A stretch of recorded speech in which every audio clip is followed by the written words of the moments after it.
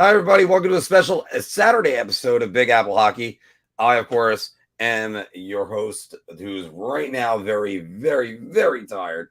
I'm your host, Mark Williams, and I am joined by the man who is breaking about as much news as I don't have a good joke for that, Mr. Anthony Loracco.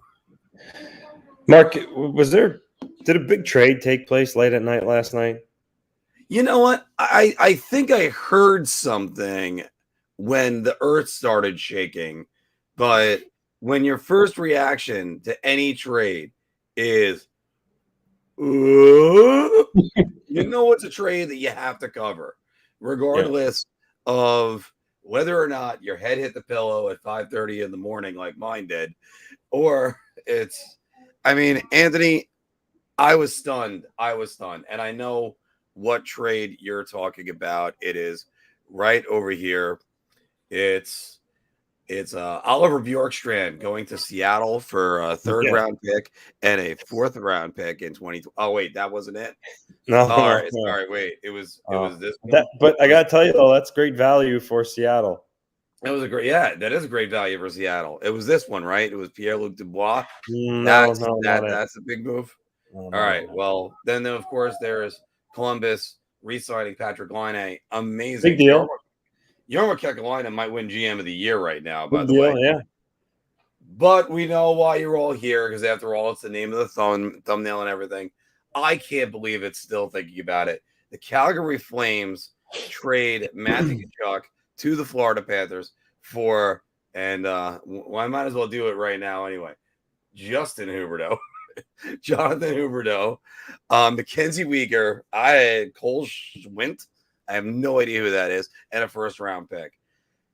Anthony, I got to tell you, my first reaction when I saw Huberdeau in that trade was, my eyes were already like, ugh.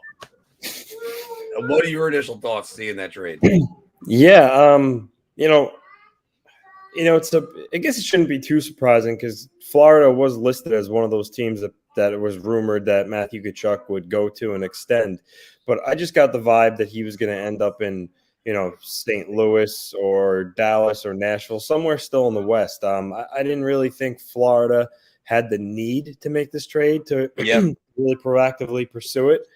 But here we are. Matthew Tkachuk's a Florida Panther, and he extended long-term, 8 years, $9.5 million. And this is probably the biggest trade of the cap era. This is a doozy. You're talking two 100-point players traded for each other. My first take was for Florida's angle, but why? Jonathan Huberdeau, granted, he's older. He's what, he's 31? Huberdeau? You know what? I have it right here. Jonathan Huberdeau is get out of there. Freaking screen. He's 29 years old. He's 29. Okay. So 29. He's 5 years old like a Chuck. So I get that he's older and he is a pending UFA, but I wouldn't think there would be any issue at all with him re-signing in Florida. He's got great chemistry at Barkov. They're a good team. It's a great location. His entire career there. No state income tax. You would think that Huberdeau would have been a guarantee to sign an extension at some point. So with that said, that's why I don't get why they just didn't retain Huberdeau. But Tkachuk's still a great player in his own right, and I mentioned he is younger. I just think Jonathan Huberdeau is the better player. But listen, for Calgary, they knew Tkachuk was going to leave, so they got an elite player back for him. Granted, he's, like I said, he's going to be an unrestricted free agent. Calgary, if they cannot re-sign him, they're going to have to trade him at the deadline, because you can't have your return for your franchise player, or one of your franchise player, the other one left. You can't have be two unrestricted free agents who ultimately leave, and then you're left with a 2025 first round pick and a middling prospect. So they'll have to gauge whether or not Huberdeau is interested in signing an extension, and they can broach that topic when they get there. But if he's not signed by the deadline, he's going to be moved. Again, this team changes one of the conversations we've been having because I still can't believe it, Anthony. We were talking all week about if Calgary, they'd have to go into a rebuild. Calgary would have to go in a rebuild with Jonathan Huberdeau on this team. I mean, you're talking about a guy that's an MVP candidate. They might have actually just kept themselves alive as far as maybe a Stanley Cup contender. I know that's saying a lot, but I mean, now that maybe they can they could add one more player and maybe they're right back to where they were. I am amazed and stunned by this. And MacKenzie Weegar, there's another one. I mean, yeah, he's good. Florida took a lot off their trade, and I think the other trade I can think of that was this huge in the salary cap era, of course. Now you said both 100-point players. I don't think they were both 100-point players. They're both great players. It was Marian Hossa for Danny Heatley is the one I'm thinking about. That was, I think, right after the lockout ended. Almost literally right after the lockout ended. It's kind of like, hey, everybody, we're back. Danny, get the fuck out. But still, I use the term that there are tectonic plates that are moving on this trade. And yeah, wow. I'm still at a loss for words for this, but you kind of said it best just now when you broke it down. You don't think somebody could break it down great by going, but why? Florida didn't have, you're right about it, Ant. Florida didn't have to make this deal. This team was still going to compete with Jonathan Huberdeau anyway. I mean, the only thing I can think of is Brendan Shanahan, 1996. Yeah, I guess maybe if Jonathan Huberdeau conveyed to him that for whatever reason he wasn't going to re-sign there, which I wouldn't understand why. Good team, no state income tax, chemistry with an elite center. Then it makes sense because now you're not going to keep him. He's older, get the younger player. But I don't know. I mean, I guess Florida just wanted to shake things up. And now the Panthers, Mark, find themselves about 3 and change over the salary cap. I think like 3.3 or 3.4. So they're going to probably have to. So they're probably going to have to pull a Columbus and trade a player like they had to trade Oliver Bjorkstrand to fit in after Laine's extension. So I guess in a perfect world, they'd probably want to move Patrik Hornquist. He's got 1 year left at I think 5.3 million. The only thing he's got a modified no trade, and he's not nearly the same player he was. So I don't know if it might be difficult for them to trade Hornquist. Aside from that, I don't know who else. I mean, I doubt they want to move Sam Bennett. He's been really good for them. I mean, Carter Verhaeghe came out of nowhere, and the guy just scores goals. So I don't know if they'd want to part with him. But they're going to have to do something to move around a little bit of salary here. But ultimately, I mean, I guess for now it's a win-win trade. They both get elite players, and Calgary essentially replaced Johnny Gaudreau with Huberdeau because Gaudreau played the left side. Huberdeau is going to play the left side. Now they just really need someone to replace Tkachuk on the right side. Calgary does, but maybe they move up Mangiapane, give him more ice time, which I scored 35 goals last year. He's an RFA, 26 years old. I think he's a really good hockey player, so maybe he gets a little more ice time. But Calgary certainly did a good job.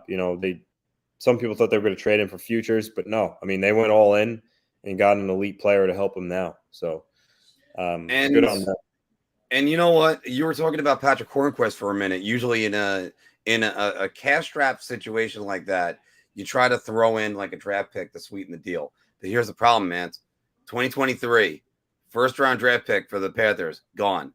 Yeah. 2024, first-round draft pick for the Panthers, gone.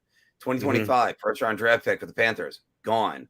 And those are all gone in separate deals.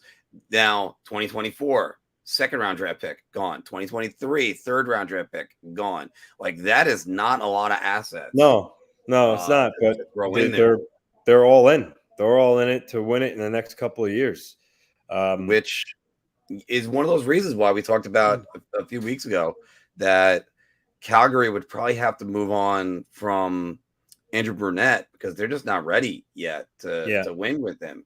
or they're in different levels. I said Calgary, Jesus. The Florida Panthers. I'm on 4 hours of sleep right now. The Florida Panthers, they can't wait to develop their coach as well. I'm also seeing some rumors about Jesperi Kotkaniemi signing. I'm just trying to check that one as well. Although I have him signed right now, by the way, for $4.8 million to the end of 30-30. Are you basing that off someone in here said KK? They're referencing Capo Caco. That's referencing Capo Caco. Oh, all right. I know. That's why I'm like, nah, but we've never called him KK before. All right. Usually Kotkaniemi is there. Okay. Anyway, by the way, so let's go back to the title of the thumbnail. But this is a trade that was shocking, to say the least. And it makes you wonder how they're going to utilize Tkachuk. Is he going to be on a wing or with Barkov and try to make like a super line? Or are you going to put him with Sam Bennett? I mean, I think he might have played with Sam Bennett at one point in Calgary, so that might have been something. But wow, they really just pulled the rug under a lot of people. White Soda, I do have to say this. I don't think you have to worry about as far as everybody's trying to bolt out of Canada, so to speak, because the Toronto Maple Leafs are a different situation, even though, by the way, Calgary Flames aren't a small market, so that's why I get surprised about moves like that. But if you look over at Toronto, Austin Matthews still has till 2024, and they're paying him $11.6 million. He's going to be signing a new deal on that. I think he stays in Toronto for maybe 3 more years. He ain't going to Arizona, I can tell you that one. Not with a college stadium that's going to be there. But also, let's see. And the Maple Leafs are still 493 over the cap at the moment. But this is unbelievable with Calgary. Just you should have seen our reactions in the group chat to each other. We were stunned, because even though Florida, you kind of expected something that they were going to be in the mix. That was one of the teams that was on his trade list. And trade list. And one of the guys was telling me yesterday that I needed to update that trade list in the comments. And I kind of, and this just fit right in with all that. So Rick is saying, bad trade for Calgary. Doubt either Huberdeau and Weegar will resign in Calgary after playing in Florida. You know what? I actually can't believe that comment. That could be true. However, I can almost see Huberdeau resigning. Let's see where Huberdeau's from, because maybe that'll help. See, by the way, I'm glad to hear that if the Kako and Mata resign, possibly. Now we'll wait on that news until it breaks. Hometown is in Quebec. Yeah, so Huberdeau isn't from there. But you know what?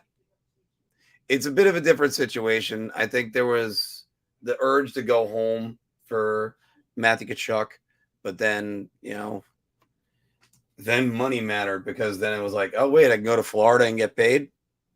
You guys, we asked you a survey, who's going to be the next free agent or trade domino to go down. And we're going to ask that question when Anthony comes back on with me in a moment. Just waiting on him. And it's who do you think is going to be the next domino to fall? Nazem Kadri, John Klingberg, John Gibson, possibly. Will John Gibson or Jacob Chikrin finally be traded? Because we're still waiting. Those guys always are in the trade rumors. So where are we going with that one? All right. Let's go back to some of these. Wysota saying Calgary has the out by trading them at the deadline. If it looks bad, that is right on that. DP is saying Tkachuk puts fans in the seats. He brings ticket sales, his name, personality, and annoying playing style. God, you know what? One of those things, just to say this, when Ranger fans were talking about this with, I loved it when people were putting the Rangers in here. How the hell were they affording $9.5 million on their salary cap? Stop. Just stop. And I mean, I both of us will tell you right now, we would love to have Matthew Tkachuk on our team right now. Oh, hey, go Palms! Thanks for coming on. How you doing, Oli? All right. I mean, Rich kind of hits a nail on the head right here, Anthony, that Florida's early playoff exit just is that like something that's going to scare them, and that's why they didn't have to make this trade? I think I can get more on board with that if they were like the Leafs, where like year after year they dominate the regular season and lose early. That didn't happen. This was really the first year that they were a powerhouse where they made the playoffs and they were expected to go far. So I think just one exit like this, I think if that's the case, it's, you know, a little overreactionary to go ahead and make a deal like that. So I don't know if it was that. I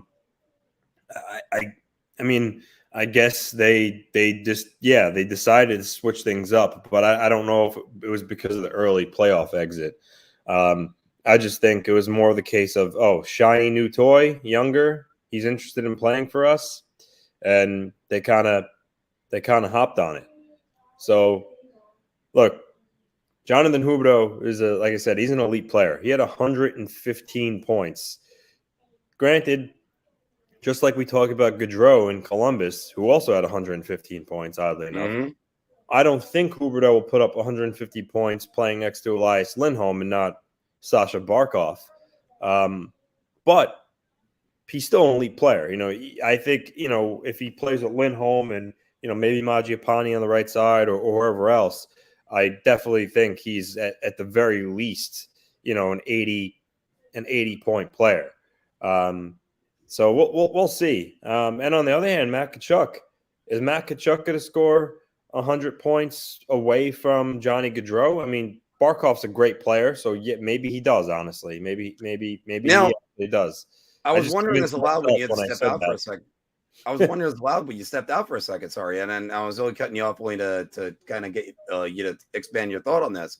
But do you play him with Sam Bennett, who I think they might have played together in Calgary, or is it just put him with Barkov, let the super line go? And no, you absolutely put him with Barkov. Okay, for sure. Yeah.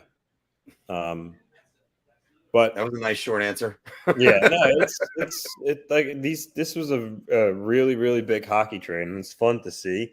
And honestly, Mark, you know, typically the thought is after, you know, first, second day of July, things just kind of shut down and hockey wise and die. But last week, it was last Saturday. We saw the Penguins made a trade with John Marino. Then they made a trade with Jeff Petrie. You know, all of the Oliver Bjorkstrand trade yesterday. So things are still kind of active and happening. So that's cool to see. You know, I don't know how long that trend will continue, but I think what you're seeing is there's so many teams that are capped out right now and have very little cap room, have to sign some RFAs. So I think a lot of teams are looking to move pieces and free up as much cap as possible. And I think that's why you're seeing, you know, a lot of these types of moves. So hopefully for us and all listeners and every, you know, avid hockey fan, hopefully they still happening. They keep happening, I should say. And also too, you got to remember John Klingberg, Nazem Kadri still sitting out there. Yep.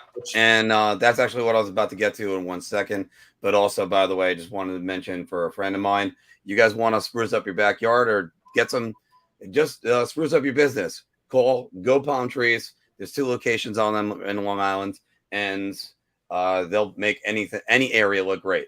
So, also, by the way, everybody, don't forget also to make sure you like this video, subscribe to our channel if you're brand new, and you know we're doing a lot of work out here to get bigger and better. And even that means if we're coming on Saturday mornings right after a long night of work, we don't care, because that man's the one that ushered all this. I would have been sleeping in right now. Hey Mark, talking about a little bit about the other trade that happened. Oliver Bjorkstrand That's a sneaky good under the radar trade for the Seattle Kraken. Bjorkstrand is I don't think he's actually hit 30 yet. I think he's had 29 goals a couple of times. But Oliver Bjorkstrand is a legitimate goal scorer. He has a really good shot. He's not afraid to go to the net. He's a good player. So you know what? I think that Columbus would have been more suited to move a Gustav Nyquist, in my opinion, or even a Boone Jenner. I'm honestly surprised they chose to move.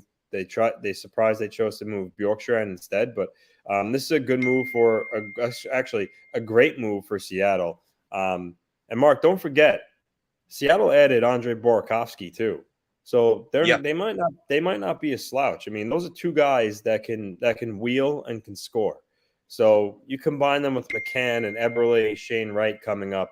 That's a good move for them. And THG, I actually had that one. I had those same feelings, and but with that said, let's say chances are, I know any Islander fan could be like, "Oh, why didn't Lou make that trade? A third and a fourth is peanuts," and you're right. However, do you think Columbus wanted to trade Bjorkstrand within the division? I don't know, but I get the premise of this, of what you're saying. I mean, look at other teams who are cap strapped. There's no reason why Lou isn't working the phones and trying to, essentially fleece a team for a goal scorer. With Tkachuk not going to St. Louis, I think that now might again mean Tarasenko is staying. And this poor guy, he requests to be traded. They keep him. Then look up, Tkachuk's on the market. Oh, maybe there's hope for him to be traded again, because once they get him, they'll have to move him. Now they didn't land him. Now, even though they have virtually no cap space, everyone's pretty much signed, so they really don't have to move Tarasenko anymore. So unfortunately for Islander fans, I think Tarasenko is probably no longer an option. I don't see why St. Louis would trade him now. So the options are running thin, and we'll have to see what else is out there. I laid out my theory to Mark with Nazem Kadri. I think he's starting to buy into that, because it's unconceivable that he's not signed. Yeah, there's way too much silence when it goes around Nazem Kadri. And Matt's also got a great point right here, that American players are frustrated wanting out of Canada because of all the strict COVID rules that are still in place and present from what he's hearing. And yes, that is actually, look, the quality of life matters just as much as anything. So if that's truly the case, that's going to frustrate some players. And we didn't see a lot of big Canadian sightings this offseason. I'm not speculating on it, and we don't want to get into politics on this channel. It's just, if that's the case, you got to wonder if that is something that is hurting some of the picks. I think it's circumstantial, to be honest with you. I mean, Josh Norris was an RFA, and he just re-upped with a monster extension to stay in Ottawa. So I don't know if that's necessarily players just want to get out of Canada. I just think in these two situations, you had a guy in Johnny Gaudreau who, for the longest time, it was no secret, everyone knew he wanted to come back east. And then also, Matt Tkachuk, he just sees Gaudreau go, his friend, also American. He thinks, okay, well, why should I stay in Calgary? Yeah, that's actually close to what I'm thinking with that. So he left too. I don't think that should paint a picture about any American player playing in Canada is always going to do that. But it sucks to see for Calgary fans and stuff, or just in general fans of Hockey Canada. But I don't think that's the case for everybody. And these are all fair questions to ask, like what Rich is doing right here. Do you think the high taxes in Canada will cause an excess of players to the States, especially those with no state taxes? Here's the thing. As far as that goes, those rules have been in place for a long time, even before COVID. So I think there is the frustration with the COVID protocols overall. I don't know if it's going to influence free agency. Now, on the other hand, with this, there was a time where Dallas was signing everybody, and there's also been times where Florida was trying to sign everybody. It's ebbs and flows, I think. I think as far as that goes. But yeah, there wasn't a lot of Canadian signings. Well, there was some with Vancouver and there was some with Toronto. Not really much with Calgary though, and Winnipeg and the rest of them.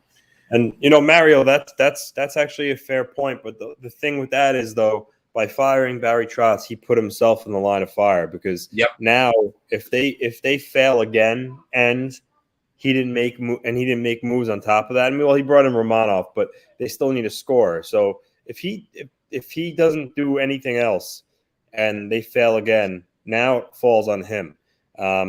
And he's a smart guy. I think he understands that. So you think he'd be proactive to ensure that they're definitely going to be a winner and do something. But then again, maybe he's 80. Maybe he's 80. He's definitely 80. This is, I believe, his last year on the contract.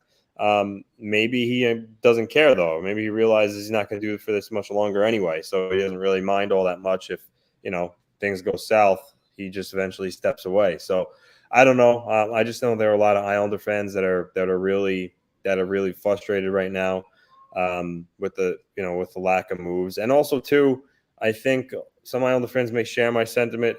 I think some of his games, I used to think was funny.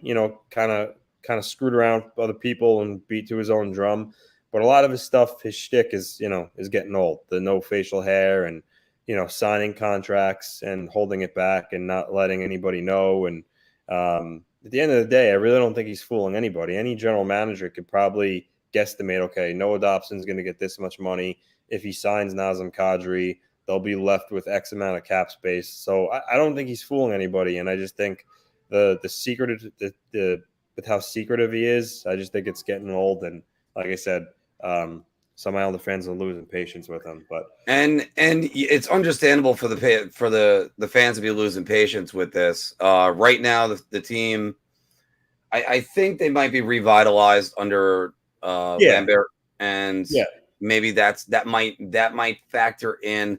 There might be new things he's going to try. I mean, they have to focus on developing Oliver Wahlstrom right now, and I also look at the Islanders and say, for the most part, using the line from Gene Hackman in Hoosiers, my team's on the floor.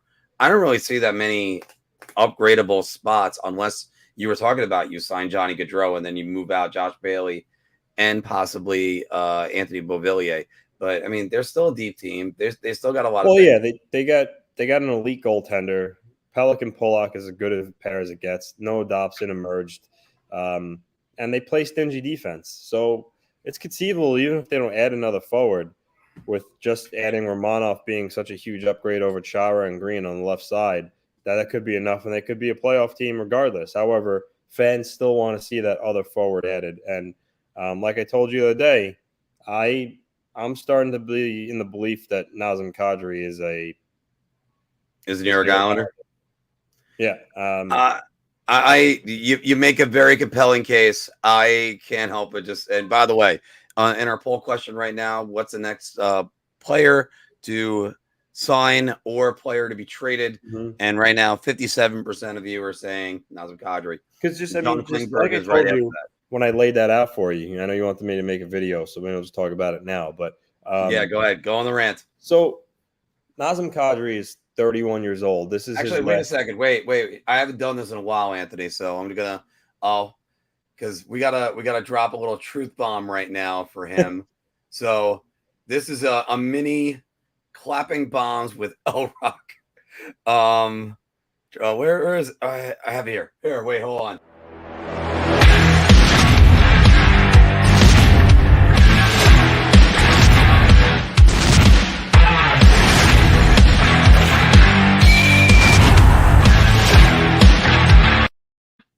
And I see the Florida Anthony.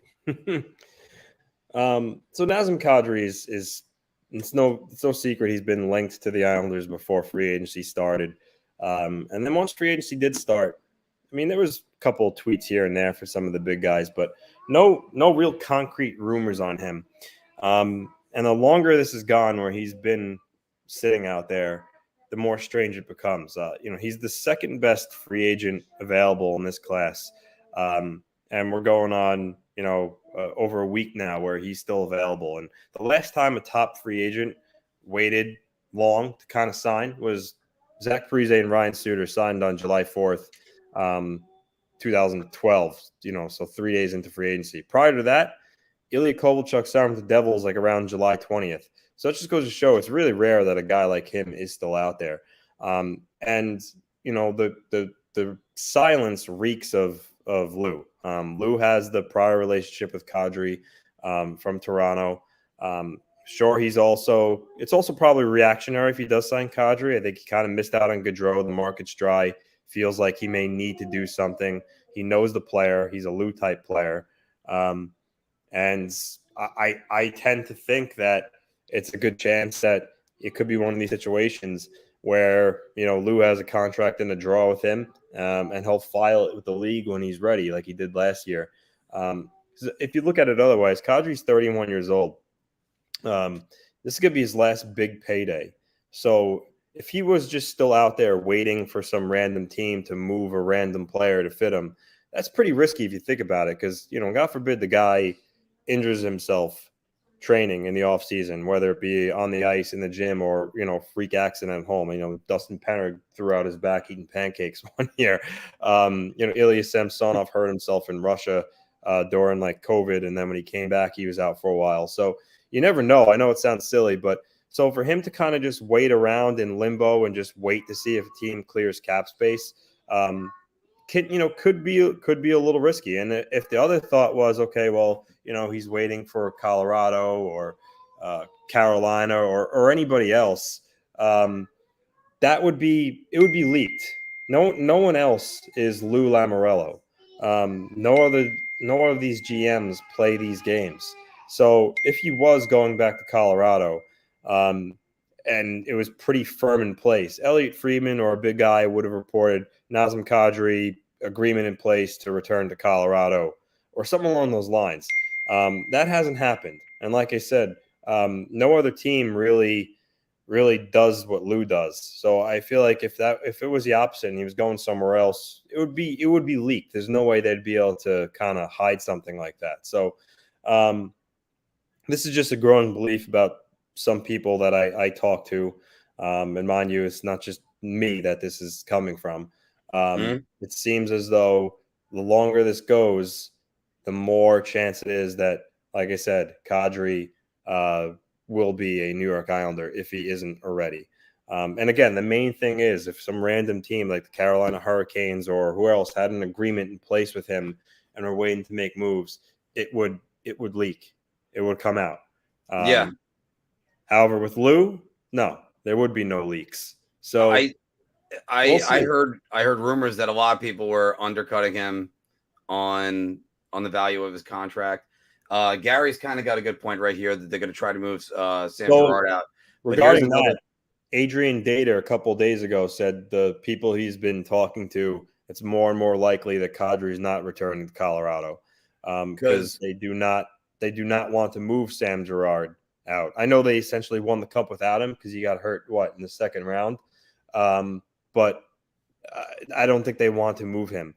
And then it's not just about moving Girard. They have to understand that Nathan MacKinnon, Mark, is going to get a monster contract. The guy's been playing on a sweetheart deal the last couple of years, making, I know it's not peanuts, but for a guy of his skill level, let's face it, it is peanuts. Yep. So he's going to get a huge raise. So they're already going to have to jump through hoops to accommodate that long-term contract extension. So the viability of it going forward long-term, I honestly don't think they could fit Nazem Kadri in, even if they move Sam Girard. So, at the moment, Colorado's got $3.6 million in cap that's available. Now, all their free agents are pretty much signed. Now, the one thing I have to go with on this is Eric Johnson does go off the cap at $6 million next year. And right now he's got a no-move clause and a modified no-trade clause. Sam Girard can get moved out at $5 million. You can move probably those two defensemen and then afford both of those guys. Possibly. But it's, again, we were talking, Anthony and everybody that ever mentions this, we always got to know and mention it as well.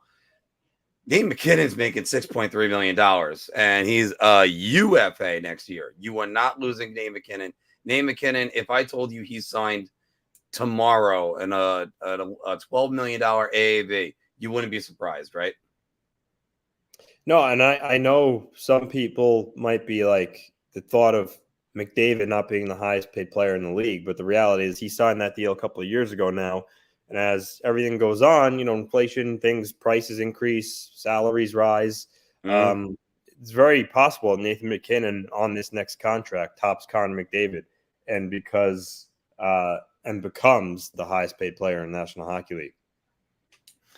And by the way, Ronald, I'm not sure if this is your first time, but I'm surprised he didn't go to St. Louis either. And a matter of fact, I was very shocked when it ended up where he was going to Florida. And again, it's that they're giving back Huberdeau. I am still in disbelief about that. And it's just the guy was an MVP candidate last year. I know he's got 1 year left on his deal. Maybe we did find out something in the background, like he's going to be he wasn't going to re-sign. I don't understand why he wouldn't re-sign with Florida. I don't know. I try to unpack all these because I didn't do much time investigating last night after I heard all that. I going back to that deal though, again, it is surprising. I love to see it. Gives us something to talk about. Yeah. But again, now I think it's a domino effect where hopefully we start to see more trades. Florida's over the cap now by almost $3.5 million. So there'll be a move there. There are other teams that are right up against it. So you might see more of those Bjorkstrand type trades in the next couple of days. Pittsburgh, Mark. Pittsburgh re-signed Kasperi Kapanen. Now the Penguins, I believe, are over the cap by actually a lot less. They're 480,000 over the cap. So even still, not much money. But they're gonna have to make maybe a small move to get cap compliant. Well, fortunately, we just got this breaking news that just came across just now, and to get under the cap, Florida has put Nikita Kucherov on long-term IR until the playoffs, and then all right, it would work better if it was Columbus. That was where the joke was supposed to go. I mean, it's like it's unbelievable. By the way, in Tampa Bay. Speaking about which, you have these are the following teams that right now are over the cap. First off, the Philadelphia Flyers. Why are the Flyers over the cap? All right, you got the Flyers, the Penguins, the Blue Jackets still by about $1 million right now for them.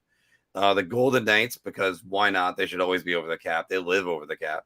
The Maple Leafs, Vancouver Canucks, Florida Panthers, Washington Capitals by $6 million. Washington Capitals, but I mean, I think you might see Nicholas Backstrom going on long-term IR for that, right? And of course, the team of all teams that always lives over the cap is the Tampa Bay Lightning.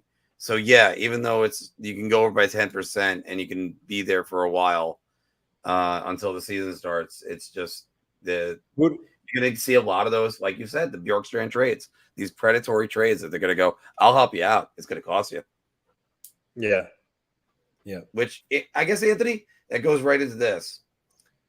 Patrik Laine re-signing with Columbus. First, your thoughts on the contract, and I'm surprised that they're able to keep both of them. First, Mario, you saw how fast the Blue Jackets re-signed Laine to that extension, and look how quickly, snap of a finger, Bjorkstrand's traded.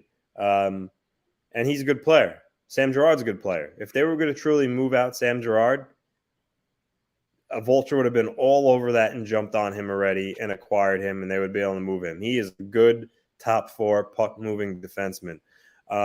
So again, if that was the plan, Girard would be gone already, and I've seen tweets and stuff that Sam Girard, again, I think it was Adrian Dater, and the Avs guy again, said that from what he heard, Sam Girard's name isn't even on the market. So I know he could still end up there, but the latest reports have been saying doesn't look like he's returning to Colorado. So we'll have to see as time goes on there. But I think that ship has sailed.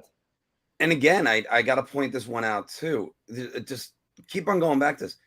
You got another player, a more important player that you're going to have to double his salary in a sense. It's at least 11.5, everybody. He's not taking a pay cut. So, by the way, we got 60. Nope, we got 73 now right now watching on this Saturday morning. Thanks for joining us. I can't wait to reveal our endorsement that we made with a certain NHL player on a certain New York team. Yeah, so that's going to be something I can't wait to reveal that one as well. We'll let that go by once it comes by. Yeah, we'll let that marinate first. So let's go with. By the way, hey MJ, I see you down in the comments. And oh, come on. Sometimes my computer just wants to fight me. Duke just had surgery. He'll be on long-term IR, which, yeah, but by the way, guys, keep in mind that a lot of these players aren't going to be on long-term IR. Like, they might be on there to start the season. They're not there on going way into the season. That's why when people talk about the Nikita Kucherov situation, and they want to mention, oh, well, that Nikita Kucherov, he was on, if they circumvented salary cap, you might be able to do that in a 56 game season. And it's very risky, by the way, to do that. Because after all, Vegas basically tried to do that and it didn't work because it's very hard to get there. Then you got to manage the cap. Then you have to be able to it's too crazy to do. I wouldn't recommend any GM trying to do that. So ever. Mario saying, so I think Kadri deal, sign and trade might be nearly the end of summer. No, I'll tell you what, a lot of these guys in hockey, there's a weird culture with that. They'll just they'll go to their cottages, and then it's either we'll see you in the fall. And as Anthony broke it down, you can't sit on your hands too long because this isn't baseball. You don't have to wait until the first pitchers and catchers are reporting. It's just there's no chance.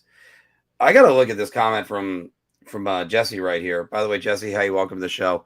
Do you think that the Oilers will trade McDavid to Toronto for Matthews tonight? Who gets the better of that deal? The Maple Leafs do. McDavid's the best player in the world, best player that we've seen in quite some time. Yeah. No, that's a good question. There's more of a chance of Marc, jumping into a pool filled of just money than there is of that deal happening tonight. If you could tell me where that pool is, that would be nice. I want to run to that pool. Gary's asking, do you guys think that Huberdeau and Dubois will end up in Montreal next year if Price retired and the Giron contract will be done? Yeah, I think definitely Dubois definitely. PLD's going to end up in Montreal. Huberdeau, strong possibility. If he decides he's not going to resign in Calgary and he, gets traded at the deadline and test the market in the summer or whatnot. But the fact is, if he finds himself to be a free agent come next July, I think he'll definitely consider Montreal for sure. Yeah, and if it's going to be interesting to see what they do with that, because if I know I'm at a loss for words right now, guys. Sorry, running on the fumes and 4 hours of sleep. But it'll be interesting to see what they do right there, because I think Dubois ends up getting traded during the season. I'm not even going to say at the deadline, because I think you're not going to get as much at the deadline if they're going to move him. So I just want to check one thing, because everybody keeps saying about the Kakko deal being silently signed. So far I don't have anything on that one, but you look over at Patrik Laine. We were talking about that before, and I was thinking, I'm still thinking that the Columbus is going to have to trade somebody still. And one of those things I keep bringing up, even though on Cap Friendly, it's saying that Columbus is only $958,000 over the cap, which is fine for right now. They don't have to rush, but also again, they're listing Boone Jenner under IR. That's $3.7 million that have to go on there. And Alex Texier is a good player too. He's making 1.5 million. So that's still $5 more million they got to clear out. I wish I could narrow in on who that player is. I mean, Jacob Voracek, obviously, everybody. I still can't believe they took him on, paying him $8.2 million for a single digit in goals scored. I mean, I like Jacob Voracek, but still. And by the way, Sean, how we doing? Big Lou could show you the money pool. Just got to call him, Mark. Oh no, Big Lou would make sure I never left that pool if that's the case. My head would be way underwater. All right, James, this is my first time seeing you. Welcome to the show. Obviously, the offseason hadn't finished, but I'd love to know what you guys think about the Blue Jackets' chances this season. James, I'm going to use the term dark horses. I think that's about right. That you think they're dark horses to hit a playoff spot. 81 points last year. I still kind of would like to see a little bit more development out of that D-core. It's not as strong as what you want to be. It will be in future years. A lot of those defensive prospects they got coming up, but also I'd like to see a bounce back season from Elvis Merzlikins, because he's a quality goalie. It's just I don't think he's ever had the team in front of him to really do anything.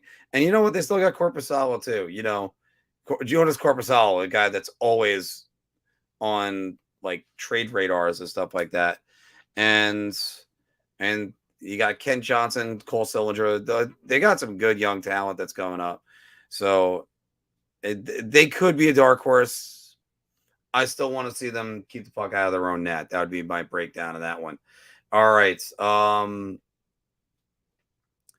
Yeah, Mario saying he agrees that it would be a miracle if somehow Nazem Kadri is able to come back. And Tommy, actually, I think Lafreniere volunteered to move to the right side.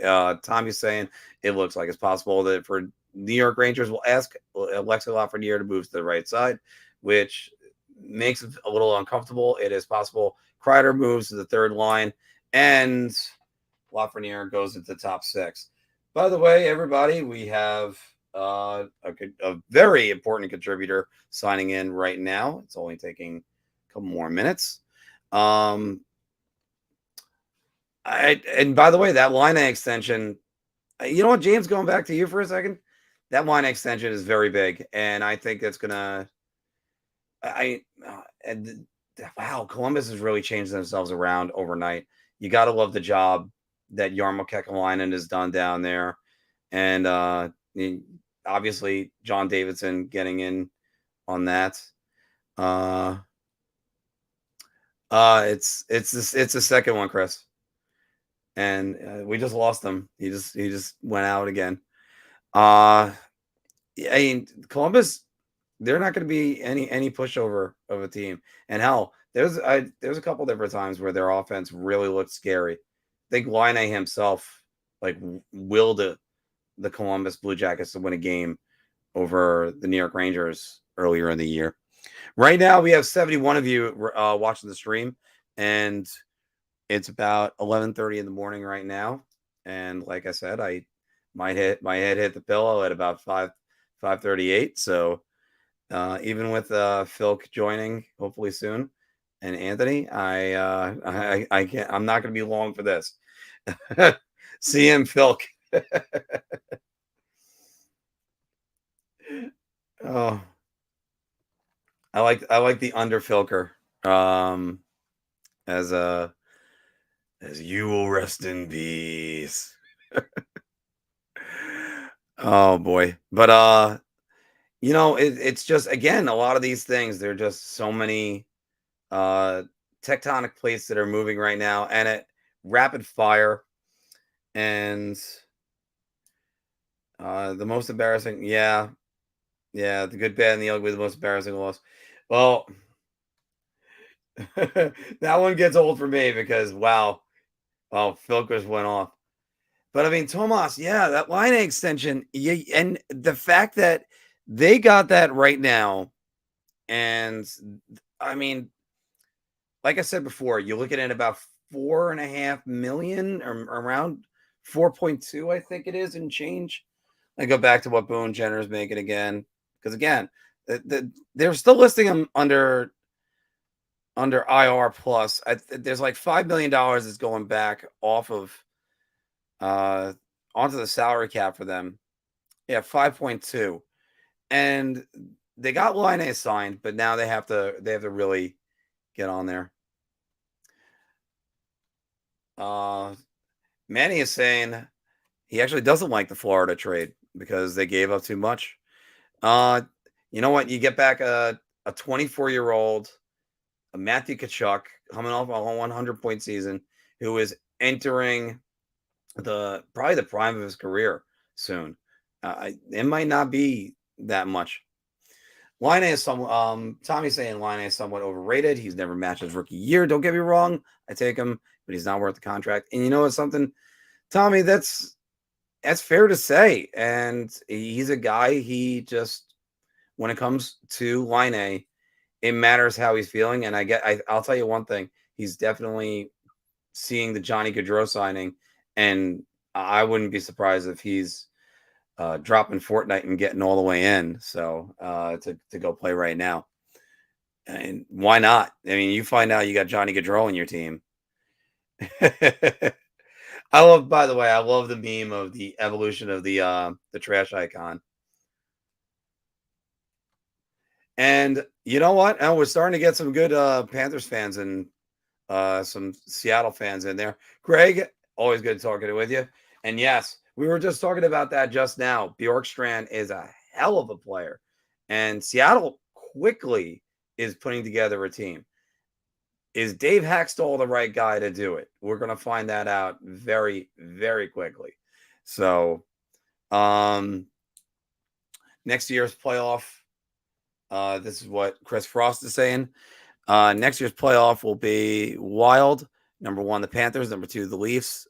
Carolina. 3, the Leafs. 4, Pittsburgh. 5, Rangers. 6, Islanders. 7, Senators. 8, Wings. That is a lot to unpack. Let me first by saying this. Pittsburgh will not finish ahead of the Rangers. Guaranteed. And I know that I'm saying that, and you're going to go, really, Mark? Like, a lot of it depends on Igor. Yeah, Pittsburgh's not finishing ahead of the Rangers. Pittsburgh has got way too old of a team. And I mentioned Igor Shesterkin. Look into the between the pipes, and you're not getting much better with Tristan Jarry in net for them. I know he was an all-star. I know he's got good numbers. It's just no. Tristan Jarry usually gets an injury at some point during the season, and so is Crosby. So does Malkin. They're usually out. They make a 10-game winning streak, and then they're right back in the talk. Everybody says how good of a team they are, and then like I don't agree with Pittsburgh reloading, but then again, if you got Sidney Crosby on your team, you're always a Stanley Cup contender. That's how simple that is. But I still don't like their goaltending situation. Ronald is saying that the Panthers are still $3.5 billion over the cap, which moves are they making to get under the ceiling? And you know what? Going with what you're saying on that one, that's a tough one. That is a very tough one because obviously it's got to be Patrick Hornquist. But if you're going to trade Patrick Hornquist, you're going to have to move him to get someone else on. You might have to trade a draft pick. And as we kind of went over this before, Panthers have their second-round draft pick next year. They have no first or second in 2024. They have no first in 2025. So what's the draft pick that a team is doing to take that on? I mean, you got to make that deal look good in some way. Schwarmy, hey, this is the first time I've seen you, so welcome to the show. And look, Brad Tree Living, I think he did a great job just to get back Jonathan Huberdeau. And I think you got to start working on an extension with those guys right now. Especially Huberdeau. You put Huberdeau on Calgary. We were discussing about Calgary potentially having to go into a rebuild. You don't have to do that with Jonathan Huberdeau on that team. Look, Matthew Tkachuk is still a tough guy to replace, and so is Johnny Gaudreau. They lost 200-point scorers. But you know what? just Huberdeau's a hell of a player. That's just where it is. Last year he passed his rookie year. Okay, Thomas, thank you. That was for the Patrik Laine one. All right. AS saying, you think the Bruins are extending Pastrnak or what? Ugh. I think they're definitely going to try to. That would be their priority. But here's the thing: if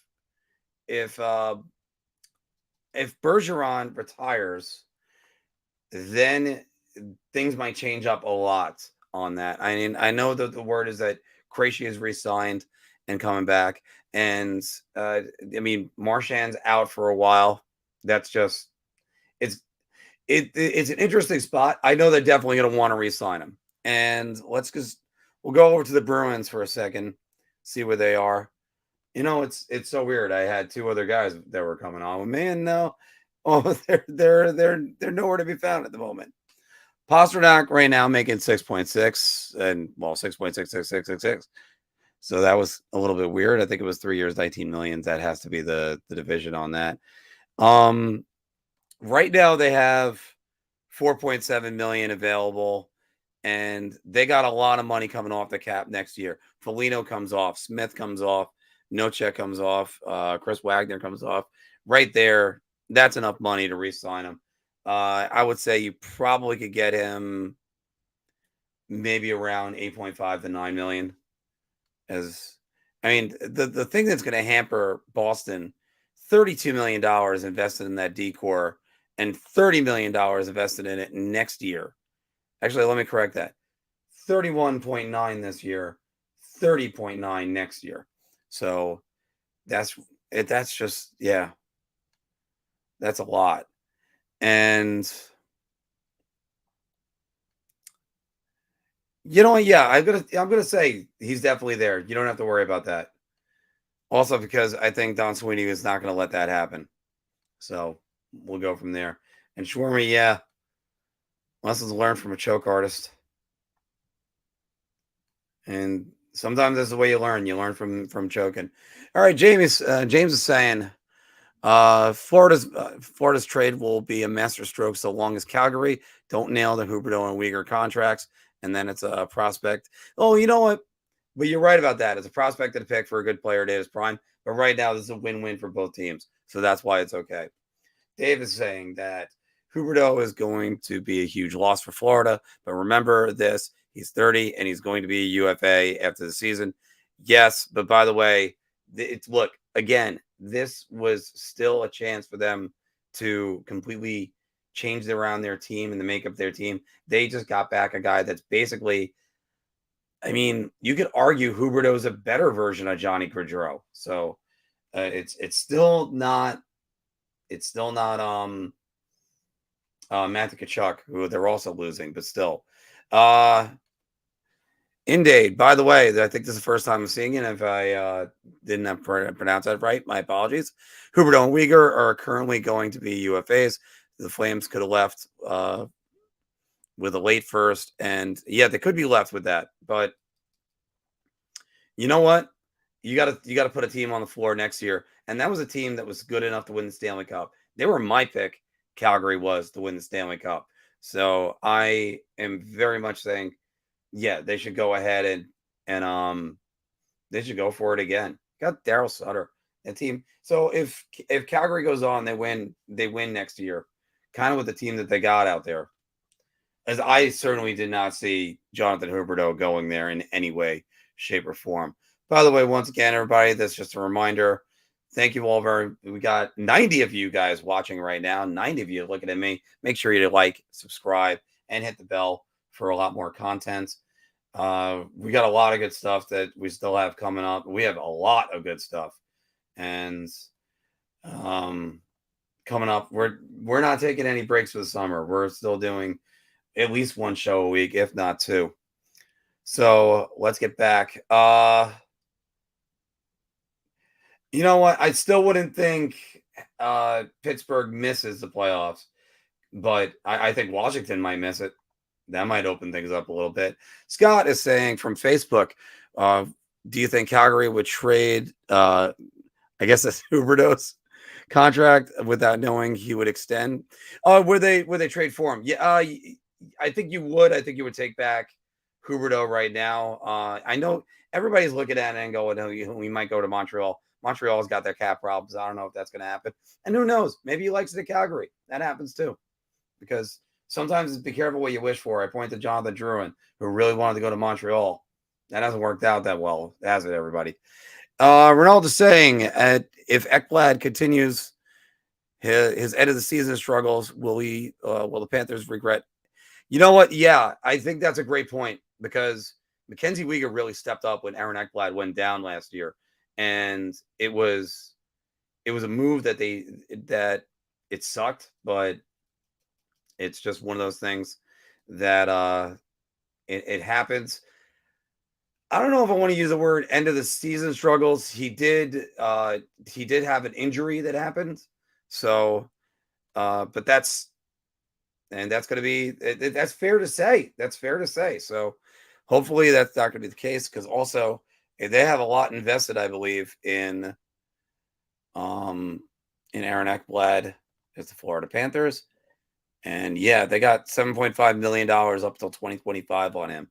So it better not be the thing. Greg, 100% right that Hextall is the biggest question. Now, they all say that he learned a little bit more of the pro game by being an assistant in Toronto. We're going to see about that one. What do you make of the 2025 first being 3 drafts from now, and could the Panthers be bad by then?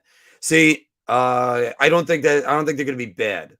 Let's use the term bad because I'll point to 2 things for you. They still have, Matthew Tkachuk's a hell of a player. Let's be honest with that one, and also Barkov, really good player. They're still pretty deep, but I mean, Spencer Knight's gonna step up and try to take the job from Sergei Bobrovsky, and I think the Panthers are not going to be bad. So don't worry about that. You're not going to be in the Connor Bedard sweepstakes.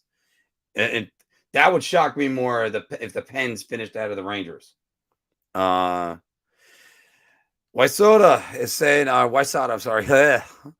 Penguins are so freaking old right now. Yeah, Penguins got a lot of length in those teeth. I didn't know how to make long in the tooth more of a present tense, but could have just said that one.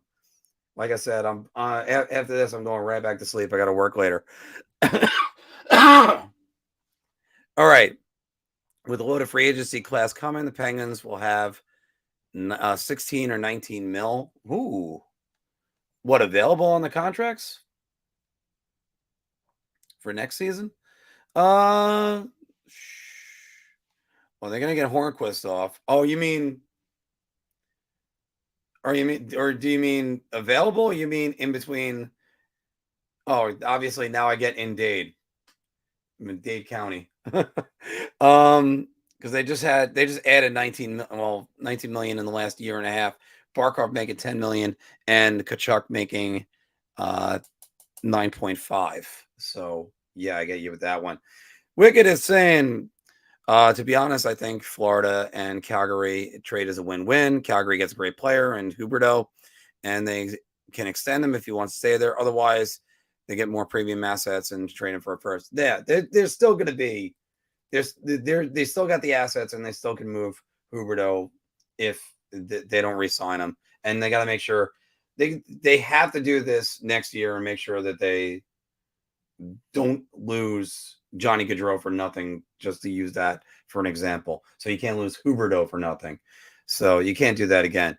Tomas, I agree with you. No way the Penguins are finished ahead of the Rangers. Also, the first in draft class is loaded. Yeah, the Penguins are making the playoffs unless other teams collapse. You know what? I still think don't put anything past Sidney Crosby. That's if there's anybody in this sport or in sports that I just look over and go, that guy's got the will to put his team in the playoffs, it's Sidney Crosby. He hasn't missed the playoffs since 2005 for 2006 for a reason. That's how good that guy is. And I don't agree with them pushing all their chips all in and make sure that they win right now. And that 6-year deal for Chris Letang is going to age about as bad as milk in the hot New York sun yesterday at about 90 degrees. Never mind that. It's going to age worse than milk in Arizona sun. Ugh. All right, Panthers could still trade Hornquist. Yep, you're right about that, indeed. Because that's the guy that they're going to trade. They're going to have to milk that a little bit more. We have 104 of you guys watching right now. And thank you very much for joining us. If you're new to the channel, make sure you subscribe and also like this video for me. Back to you guys.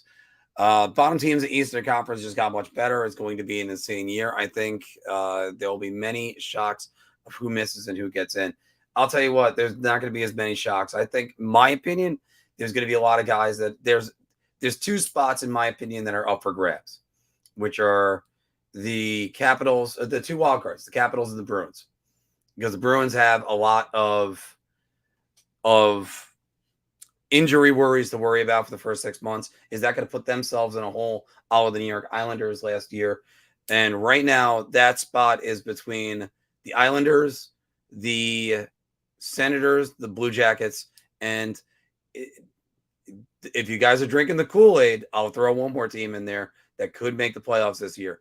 If you're drinking the Kool-Aid, the Buffalo Sabres. But again, that's if you're drinking the Kool-Aid. Are they the team that finished out the season last year in March, or are they? And Anthony, we're talking about teams that you might be shocked to believe that they get in. By the way, we're over 100 people again today. Definitely not Buffalo. That's I said you have to be drinking the Kool-Aid. I prefaced that 3 times. I wonder what happened to Phil. He was in the green room and then he had to go back out. He said he had problems with the speakers. So Dave Pagnotta is saying that that I didn't get that. teams have already been calling up Calgary, seeing if they'd be interested in flipping Huberdeau. Wow. Yeah. Wow. And that Huberdeau was expecting to hear from Florida on extension talks, and it didn't happen. Okay. I can't believe Florida just turned around and just said bye. So, I mean, it makes sense because think about it. Is Huberdeau really going to go from playing in sunny South Florida, like I said, no state income tax, all this stuff gets shipped out to Calgary and sign in Calgary? I don't know. I mean, I think he would sign long-term in Montreal, probably. I just don't know. I just don't know if he'd sign long-term with the Flames. So I think it would actually make sense for the Flames to flip Huberdeau and get even more assets. Is Anthony Duclair like majorly injured or something? Everybody keeps saying long-term IR for him. He might start. I know he had surgery. Yeah, I'm gonna check that real quick. I thought. What do you think? You think the Flames should? Do you think the Flames should flip Huberdeau? What is their mission for next year? That's the question I have. And we don't know. Only Bradstreet Living can answer that for us. If they have a feeling that if they know or have a feeling that Huberdeau isn't going to sign an extension, I mean, why kick the can down the road just to trade him at the trade deadline? Why not? Because I would. If you're in the same situation that Calgary was in last year, you have a chance to win the Stanley Cup. Again, that's how good that team was. I picked them to win it all.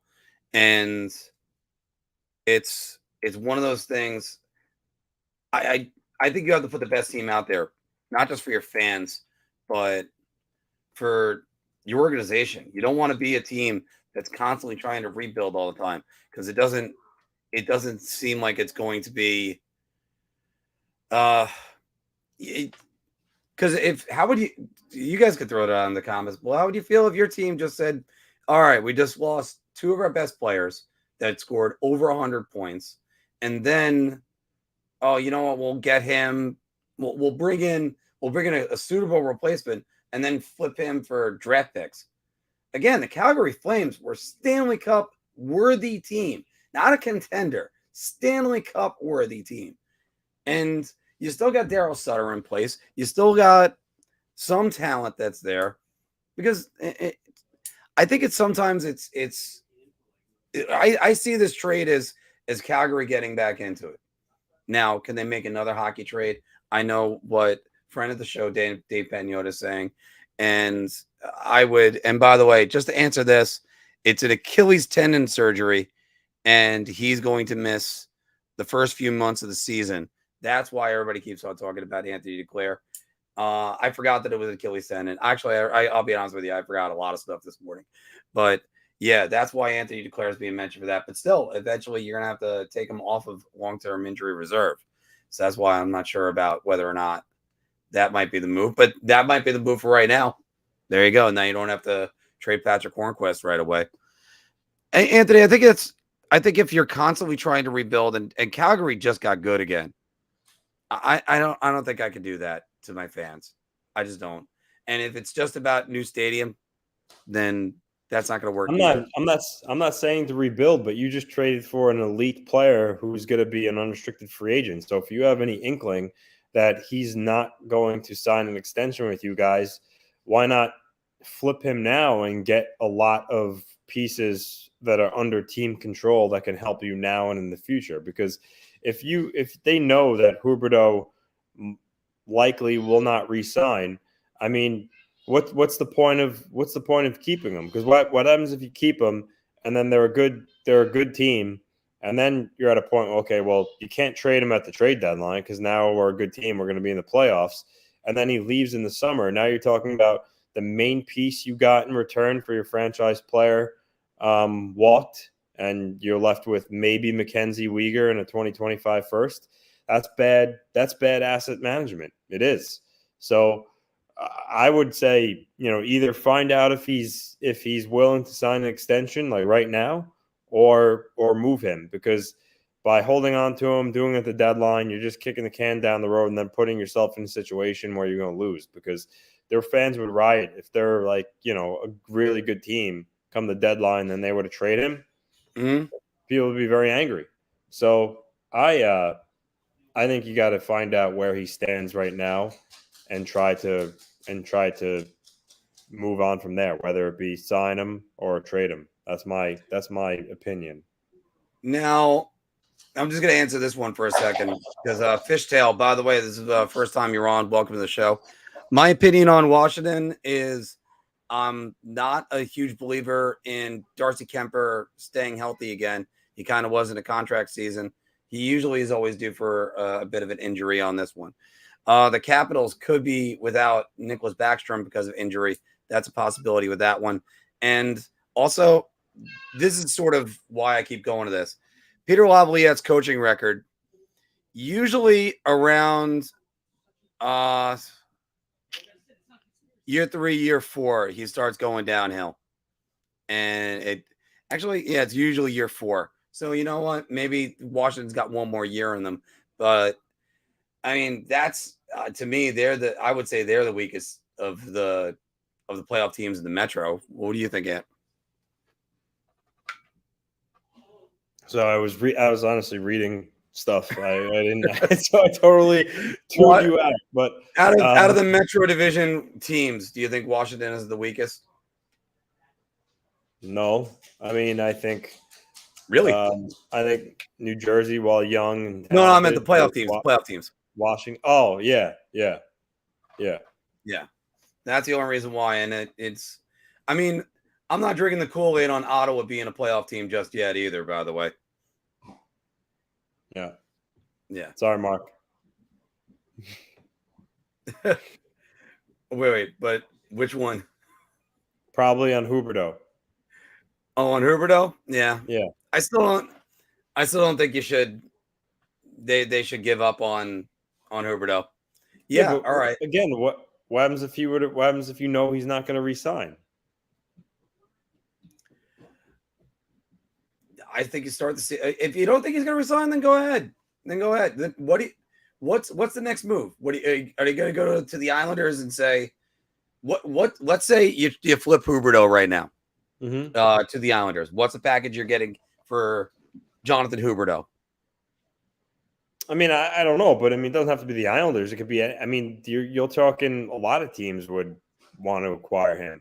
They're going to get a lot if they move Huberdeau. They're going to get a lot. They're going to get another first round pick likely, and this time around probably younger players who are under team control to help them out a little bit. And Chris T, I'm going to go back and I'm going to say this again. There's only one other trade I can think about like this one, and I will say this one is probably Anthony. I'd say this is the biggest trade, and it's Hossa, I think so. Hossa for Heatley was the other trade that was even close to being that huge, and those guys didn't score as much, but then again, they were coming out of a defensive error, so that's one thing. You think? All right, Chris Frost is saying Bruins should start the rebuild now with the talent that they have, or retool. I think the Bruins can retool. Yeah, I think they need to retool too. I mean, just retool. I don't think they need to rebuild. Bergeron's. I mean, he hasn't officially signed to come back yet, but he's older. I know they're talking about bringing back Krejci, but he's older.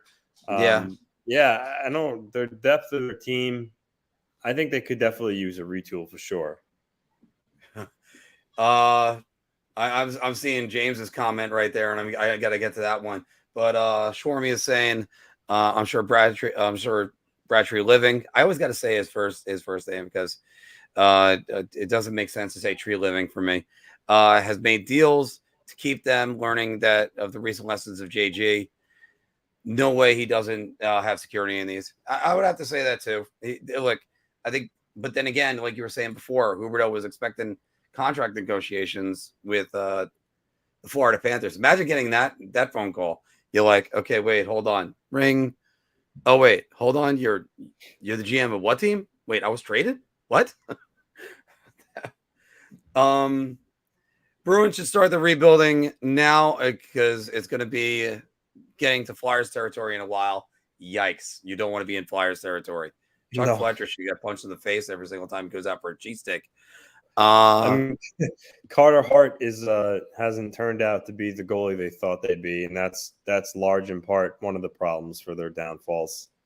Oh man, it's so sad because he was looking really good, and then he fell off a cliff.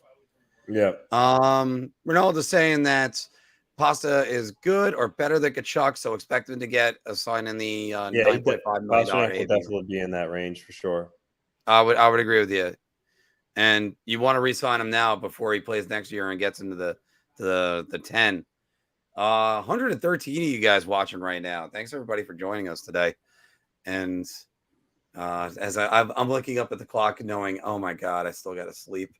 Kevin Hayes, JVR. You make questionable deals, and that's what happens. You shouldn't have paid $7 million to Kevin Hayes. I think it's 7.25. And Ranger fans, when I said he was overrated, I meant it, and I still do. So, there are people that still think he's the number one center in New York. No, he's not. You know what? Cam Talbot's not a number one goalie either. How about that one? People, and another misconception. People still think Cam Talbot's 26. He's 35. I still take Henrik Lundqvist's career over him since he left the Rangers. Come on. All right, I'm going on a rant. I'm going to pull back a little bit. All right. Asada saying a full healthy team of old guys is a rarity itself.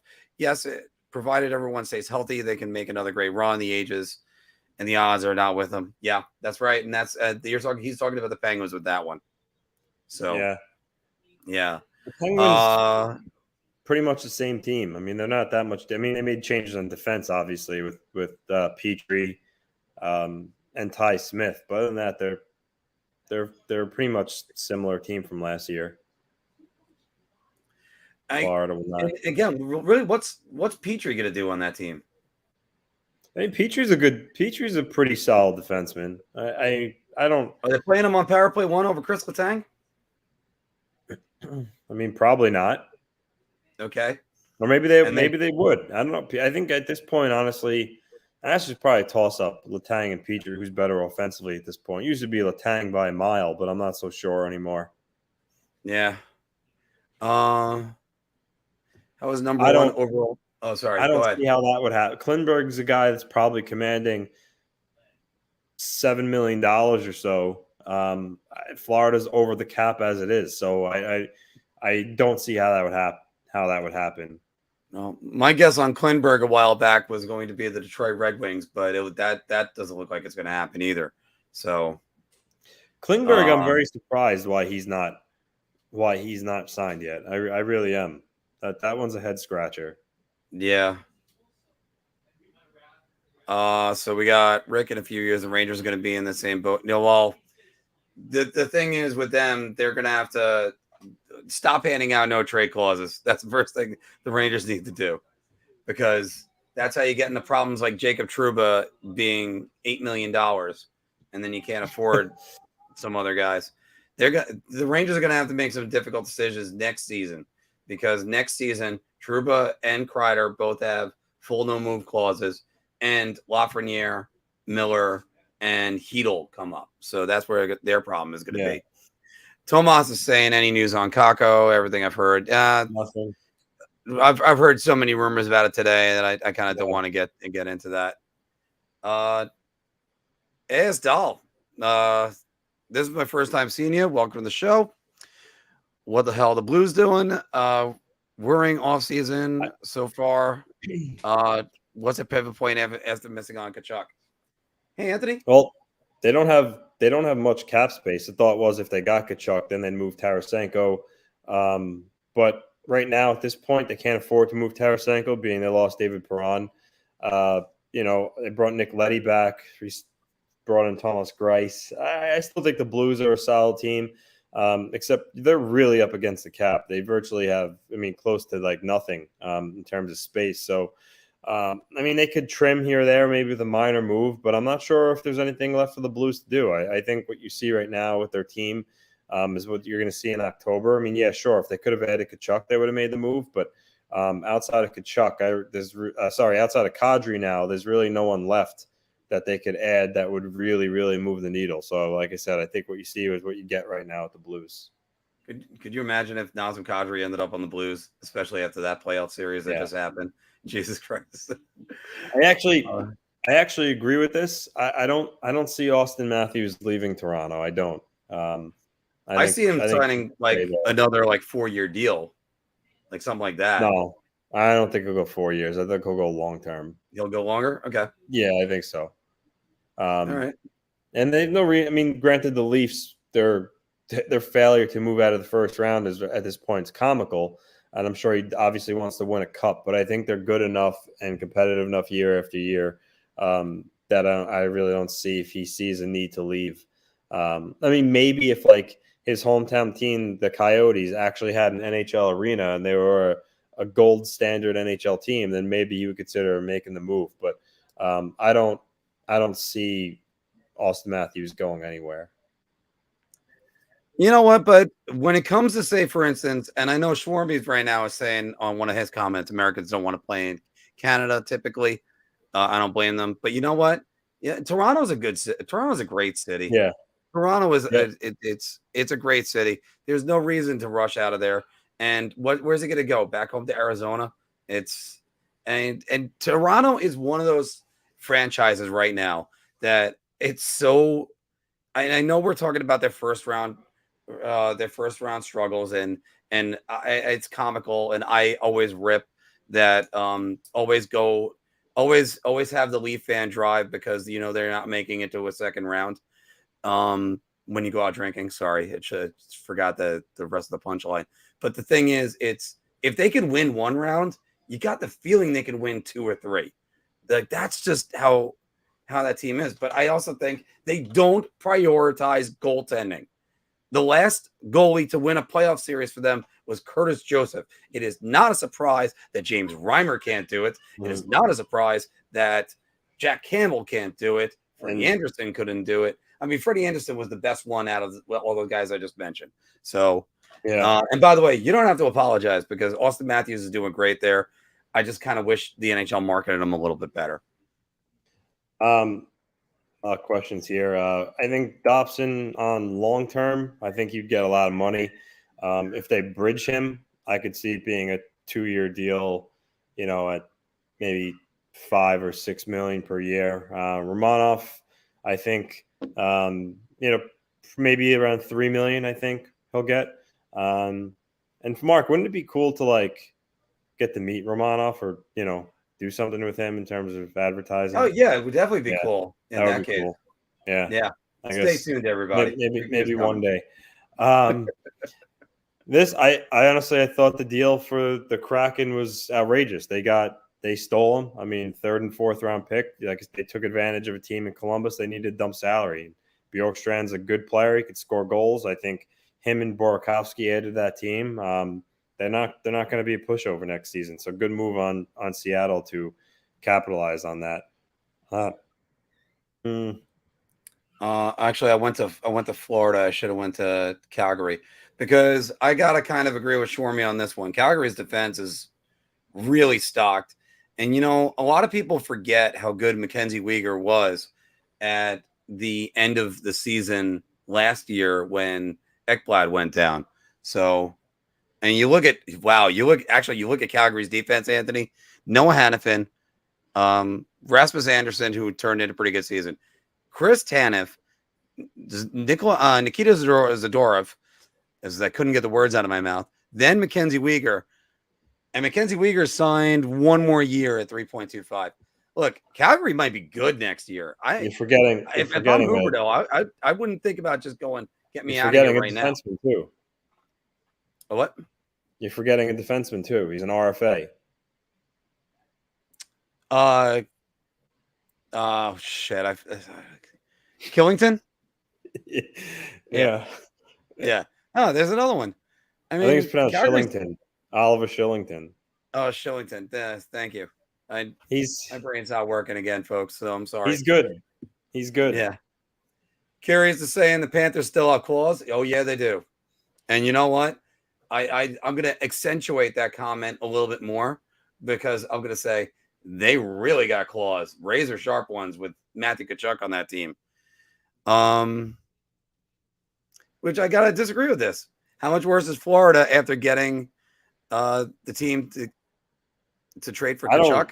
I don't know if they're – I mean, I don't think they're much worse, but I do think they're maybe a teeny bit because MacKenzie Weegar is a really good defense. Because even if you want to call Tkachuk and Huberdeau a wash, fine, maybe get on board with that. But you lost, Weegar, and he was a good defenseman, so maybe a little bit worse. But I don't know. Again, overall, who won this trade? I keep going back and forth, but I gotta say Calgary. I gotta say Calgary won the deal. I know Huberdeau's an unrestricted free agent, but still, they got back some other pieces. I think Calgary won it. Again, I didn't really see the need for Florida to have to make this trade. Again, I think it was a case of a shiny new toy. A little bit of Vegas-itis, would you say? Yeah, I mean, again, Huberdeau likely would have extended in Florida, so I don't know, but oh well. I don't know. Well, because I mean, who doesn't want to live down in the sun for 12 months out of the year, or even 9 months out of the year, instead of going down, going up to Calgary? Not that Calgary is anything bad. I'm gonna make my way up there. A friend of mine was trying to get me to go with him to go see the Calgary Teddy Bear toss, but I agree, Jordan. The Flames did win the trade.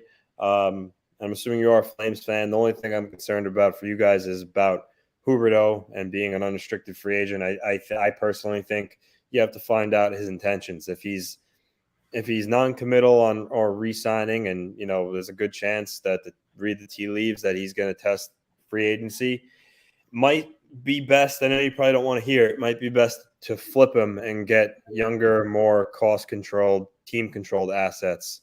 Because the worst thing would be you hold on to him at the trade deadline, and now you reach the point of no return where if you're good, you don't want to move him, so you don't, and then he leaves in the summertime, and you're just looking at MacKenzie Weegar and some other parts as your return for Tkachuk. So we'll see. Hopefully for you guys, that's not the case, and Huberdeau is willing to sign an extension long term in Calgary. But that's my one fear.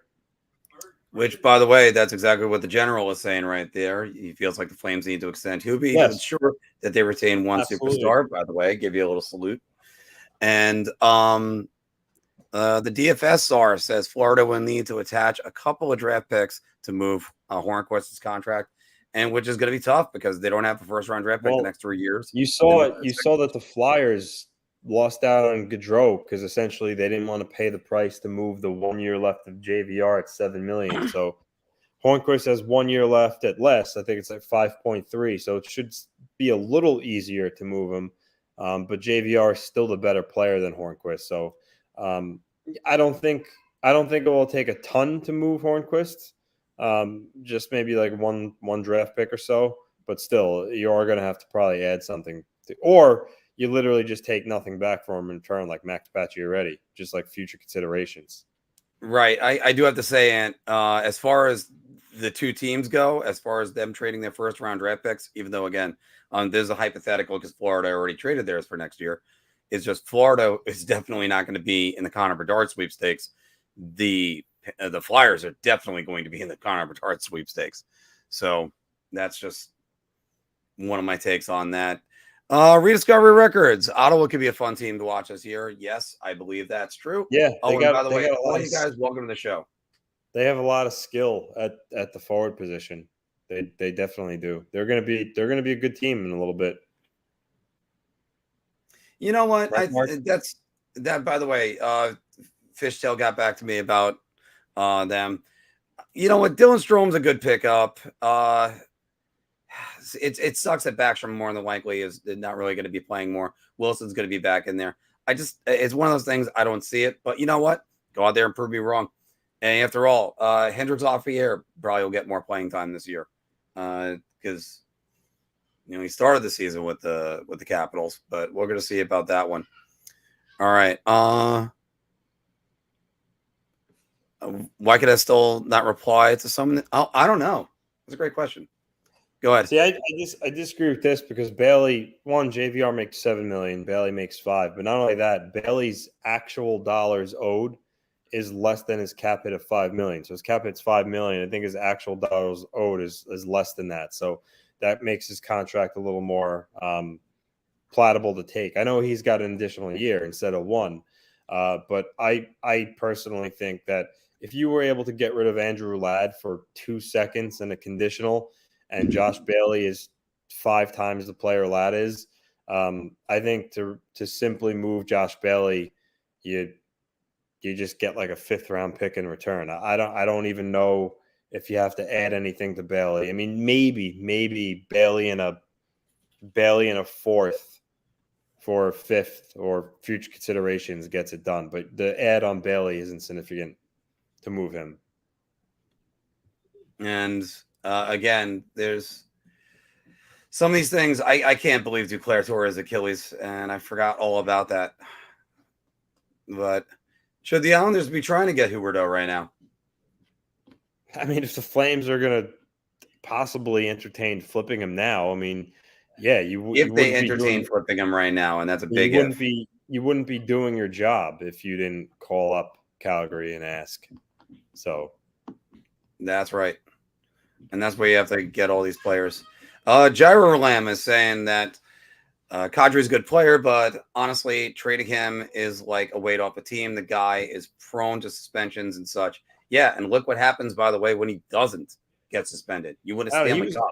He was great last year for Colorado. I thought he was, nothing but a good soldier there for them. Yeah, he was a good soldier, but then again, how much of it had to do with him trying to say, by the way, and also great comment after they won the cup. And he just said something along the lines of, anybody that thought I was a detriment to this team, you could kiss my ass.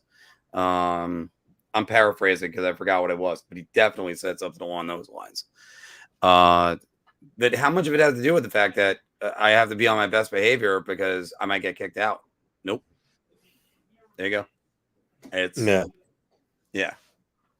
I do think this is a great trade for the Panthers. Talk about getting assets. I didn't think they were going to get half as much as this. You think Edmonton's going to be better next season? Yeah, I mean, I think Jack Campbell's a better goalie than Mike Smith and Mikko Koskinen, so that I think that alone makes them better. They retained Evander Kane. I think they'll be a little better. I still put them behind Colorado and some other teams out there in the West, but they're a good team. Mm. And that's just one of those things. I don't know. I think we're going to see about that one soon enough. I wish I had more faith in Jack Campbell. I think that's the real thing. I think Edmonton. Well, they just made the conference finals. Mentally speaking, that could be a hurdle for them to get over that they've been waiting for. We got 120 of you still watching us right now. Thanks everybody for joining us on this Saturday morning. It has been a hell of an off season so far for us, both as a channel and also with the news. And there's still more news to come. We still got the Nazem Kadri contract. We still got John Klingberg that still has to sign, and we also have our weekly show all the time. But we felt how important of a story this is. We had to make sure that we get that in there. Huberdeau has an 8-team no trade clause, which I thought I should have seen that. And yep, modified no trade clause. He had an 8-team no trade clause, and Calgary was on it. Wow. Oh, it was an 18. Oh, it's 8 teams he can't be traded to. I went the other direction. I thought it was 8 that you could request. All right. And yeah, this, like I said, this is a special Saturday morning show because of this. And like I said, when you work until 5:30 in the morning and then you get to sleep, it's just like, oh my goodness. All right. Red Cat, hi. First time I'm seeing you. Welcome to the show. Does it feel more like a move the Leafs would make or made? Meaning taking a gamble, letting a high-end skilled guy go for a play like Tkachuk. You know what? I think it's more of a move. You look at that deal that you think that could solidify you to make a deep run in the playoffs, and I think the Panthers think it's Matthew Tkachuk. Whether or not it is or it isn't, we're going to find out soon enough. That's the easiest way to say it. So, because I always refer to this as a Brendan Shanahan trade. And Detroit had the best record in NHL history in 1996. And then they lost to Colorado in the conference finals with an injured Steve Yzerman. Steve Yzerman wasn't 100% in that series. And then what happens? They go out, they trade Paul Coffey for Brendan Shanahan. Paul Coffey and Keith Primeau for Brendan Shanahan. And they win the next 2 Stanley Cups. So, that's where some of those moves you got to wait it out and see where it goes. But I do think adding physicality right there is a good thing for them.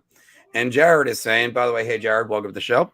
The Flames, I think you're saying Flames win big with this big trade. It's loaded up front. Yeah, and I still look at it, and I've said this already numerous times in the last hour and 38 minutes, but they got Huberdeau. They might have the best player in the trade. Whether or not he's there long term or not, we'll get to see about that. Mark, what do you think? The package that Calgary got, what do you think would have been the Ranger equivalent? If they gave up Huberdeau, you're talking would have been Panarin and Weegar, so you're probably talking Panarin, Miller and Miller, probably Panarin, Miller. I don't know who the prospect is. I never even saw him. And a first-round draft pick, and it's a late first-round draft pick at that. So, yeah, that's Panarin and Miller. Ranger fans, think about it like that. You just traded they basically traded Artemi Panarin with 1 year left on his deal and half the money. So from an Islander standpoint, it would have been Barzell, Barzell and Pollock. Yeah. I'm trying to go lower on that. Higher than Mayfield. Lower than Pollock. Somewhere in that neighborhood. I mean, Pollock's a really good defenseman. All right, I guess we'll go with Pollock, but I mean, I love it that this comment keeps going back up over and over again. How are the Flyers over the cap? And willingly over the cap. I love it that these keep on coming in because it still surprises me, Anthony. They basically chose Tony DeAngelo and Rasmus Ristolainen over Johnny Gaudreau. It's Johnny Field hockey. Cam Anderson. Hey, again, we think it's a good. Oh wait, we did this one before. All right, I'm a little bit behind on the comments, guys. Sorry. I talked about that. Yeah, we did. By the way, welcome to the show. I didn't say that before. And how do I pronounce that? Xanafied. But I also brought. No, you said that one too. Before. I know. I just wanted to say hi. Welcome to the show. Let's get down to a couple of these. Yeah, 128 viewers. And I saw Donnell's comment. You put that one up there before. Wow, I'm way behind. Sorry, guys. I'm going to jump ahead. Way ahead. And Lauren, how you doing? You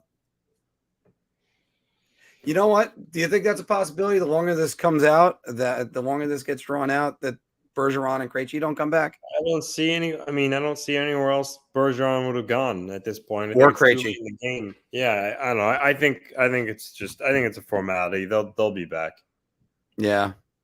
So, and Cam, thank you very much. Just subscribe. We're at by the way, we are at 2407 now. So thanks to you. We just crossed 2,400 subscribers today. And again, this is about 150 in like the last week. So, and again, we can't do this without you guys. Everybody, thank you very much. Make sure you're liking the video right now. We're going to do about another 5 more minutes because unfortunately I am running on fumes. I know I've said it a couple different times. Ray, I do got to agree with you on that one. Johnny Hockey will never have a year like last year again. The real question is going to be, is that going to matter? In Columbus, he might not have to have that bad of a year. So if he's still within the 85 to 95 range, I know Cam's saying 90 to 100. That's still great for Columbus. And they seem to almost have like a freewheeling system. So we'll see about that one. Chris Frost is saying the Islanders need to trade a bottom 6 player to clear cap. Well, there's a couple different options that they have for that. Hello. And all right, let's see where we are. So yeah, we got a lot of good content. We got our usual Wednesday show that we do. And I ended up doing 4.5 hours on Wednesday. Anthony actually left, came back on, and then left again. So that was quite a good show with that. And trust me, we got a lot of entertaining comment. Feel free, take a look at our back catalog. Still need to do some what ifs. I haven't done that in a minute. Is Toronto going to have a pick for Sidney Crosby? I don't know. And hey again, Morgan. Let's see. If you guys were Lou, what would you do? All right. What would you do to keep the cap space and roll on next year? No, you got to put a team on the floor, right? And you got to put a team on the ice this year. No, absolutely not. You got to figure out how you're going to improve this team. And right now, you got to be calling Calgary to see what they might want to give up. But I don't know. Oh, Lauren, hey. Congratulations on that. It's my recommendation, by the way, right away is go get Horizon Forbidden West. Awesome game.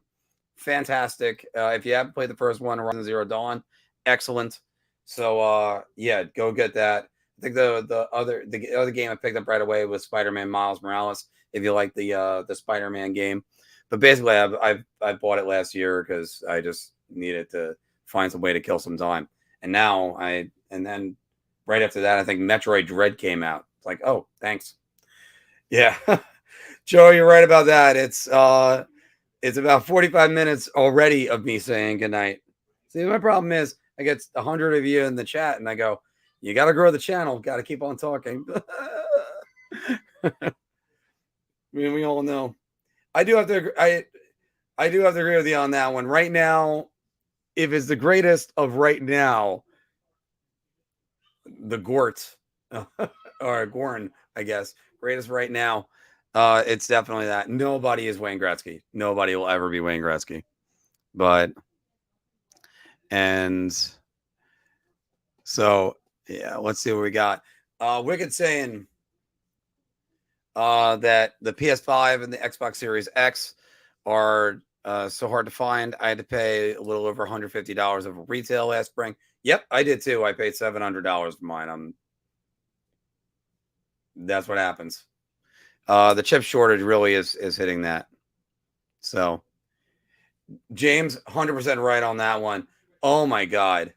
And by the way, thank you very much. I look forward to the next time that you come on. And yeah, Metroid Dread, I can still play that a million different times. I got to get Shredder's Revenge. I know they have it for both the PlayStation and the Switch.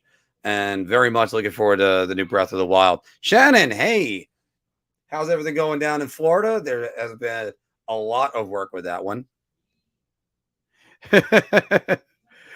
We got some big news coming up next month. Everybody, stay tuned. There is some really big news for us coming up. Shannon is saying first thing Lou should do is stop driving the Islander fans crazy with sound treatment. You know what? It's sort of like what my ex-girlfriend used to do to me. She would just give me enough information that I would still be talking. But there we go. By the way, everybody, I always mention this, but if for more articles, go to BigAppleHockeyPodcast.com. That we have a lot of stuff on there. I did the Flames one, and I still did not see this move coming. Woo! Calgary fans, I think this is a great day for you. Regardless of if Huberdeau gets flipped. That's a great day. You got Jonathan Huberdeau.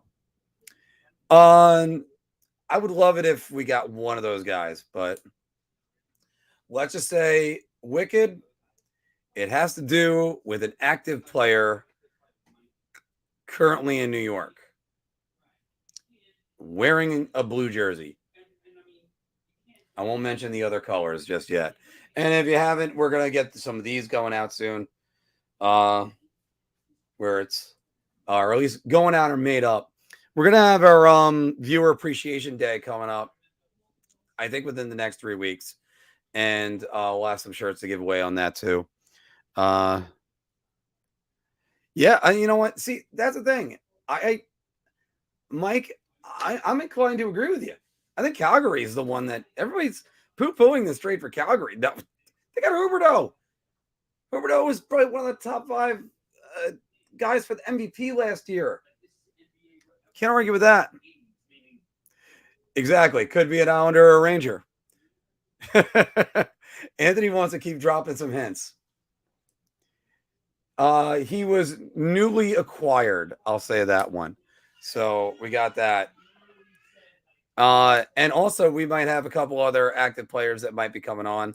We were in talks with a Carolina Hurricanes defenseman, and we were also in talks with a couple other Islanders that are possibilities. So yeah, I gotta hold strong, but we're gonna be cutting it off right now because we're at you know what? Fine. This is what you guys do to me. We'll make it an even 2 hours. 11 minutes is what we're going on. At 12:40, I'll be signing off. No ifs, ands, or buts. Newly acquired Chris Frost. Newly acquired. I would love it if it was Barbashev. Now, what did Huberdeau do in the playoffs? See, Rick, that's a good point. And that's a fair point. And as they say on Letterkenny, to be fair. To be fair. Let me get that number for you and quickly as possible. And look at that picture of Matthew Tkachuk already with he doesn't have the Florida thing on there. All right. Rats, they went off the different one. Stats. Sorry, everybody. This is getting riveting. Oh, my God. Come on. All teams. Florida Panthers. Give me the playoffs. God damn it. And this isn't gonna end well for me. Huberdeau, 5 points in the playoffs. So Rick, 100% on that one. Calgary salary cap still actually looks really good. Calgary has got $9 million worth of salary cap space. They got Mangiapane and Shillington to re-sign. So there you go. And wow, Dan Vladar is only making $750,000. That's kind of a bit of a deal. They still got Sean Monahan on long-term injury reserve. So that's something to keep an eye on. So I don't know how long he's going to be on there for. They only got one more year on Milan Lucic, so that's a good thing. Jeez, that contract is aging terribly. So we got 10 more minutes. Hoobie dooby doo, where are you? Yeah, I like that. That's pretty good. I mean, I'm going to commit some sacrilege. I already did We Didn't Start the Fire version for Big Apple Hockey. So there's another song that I'm working on that's going to be a little bit of sacrilege for us. But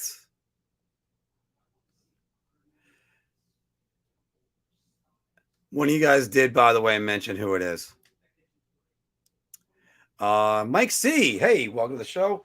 I think Florida, I like how Florida got younger, kept the player in his prime, and didn't have to give out $10 million a year to an aging player. I agree with it, though. It's a win-win for both teams. I think it's a win-win for both teams, but also, I mean, Huberdeau's plenty of good years left in him. 8 years? I don't know about that. Kind of sucks. Philk was having computer difficulties, and that's why he wasn't able to get on.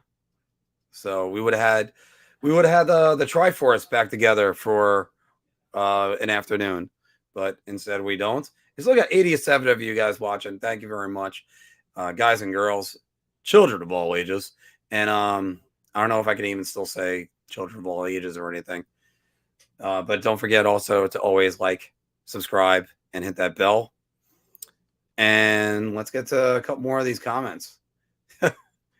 See, that's the thing. Everybody is just wanting to pick like vultures, circling. And Anthony said that on Wednesday. It's like if you sense weakness, blood in the water, your sharks, go get them. The question doesn't hold a lot of weight, but if Slavkovsky, sorry, stuttering, on his way to becoming one of the most likable players in the league, I will drag Slovakia. Yeah. You know what? And by the way, first time ever Slovakian was drafted number 1 overall, and then it's first time ever they were drafted number 1 and number 2 because Nemec also went there. Look, being a likable player really does hold a lot of weight. And I wonder if the Canadiens will ever get over that Shane Wright stare down. Like, that's just... And Shane Wright's going to be a good player for Seattle. Mike, 100% right on that one. Lucic's contract is sort of like an albatross. And you just need it to fall off. Rick, that would be a good line. If Mangiapane skated with Artemi Panarin, that would be the bread man and the eat the bread man line.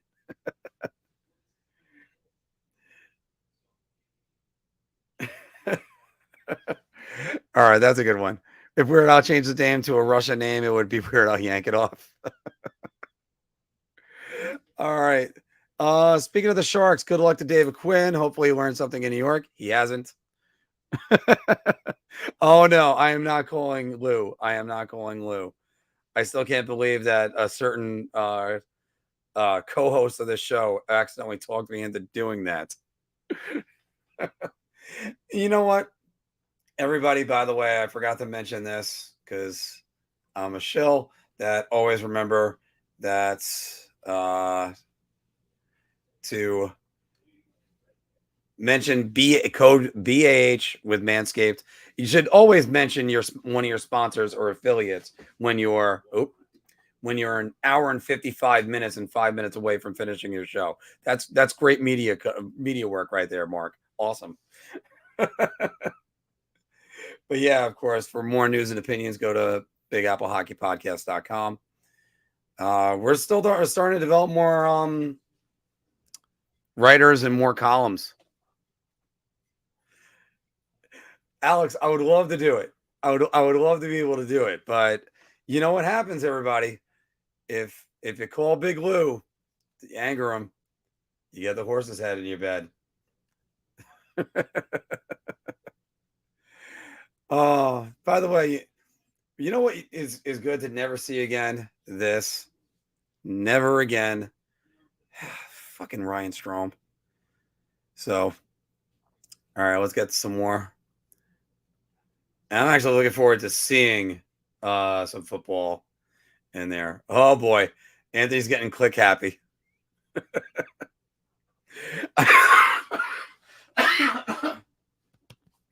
Sorry, everybody. I laughed too hard to start coughing. 82 of you are still watching me right now. Oh my goodness.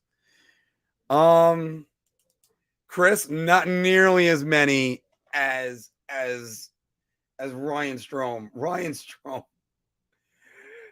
I mean, I'm surprised Anthony didn't click this one. If only we had the Lou Father theme going. So, and the summer was too long. Big Apple Hockey Zone. All right. Jeez, Brian Strome. All right, man. Wait, Alex, that fisherman meme? Which one was that? I don't know. 3 more minutes on this. We got 3 more minutes, guys. Everybody, by the way, thanks very much again for joining us this Saturday morning. It's always good to talk pucks, and that's what we're going to be doing.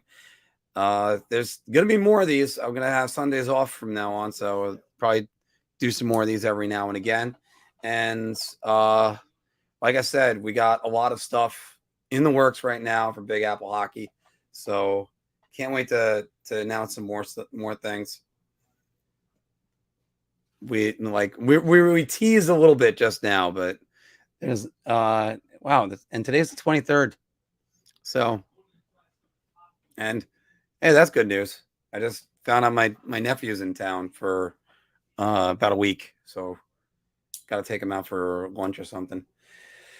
He's in from Florida. He just got in from Naples. That's where he lives. I got to go down and visit them at some point. Hopefully, doing that.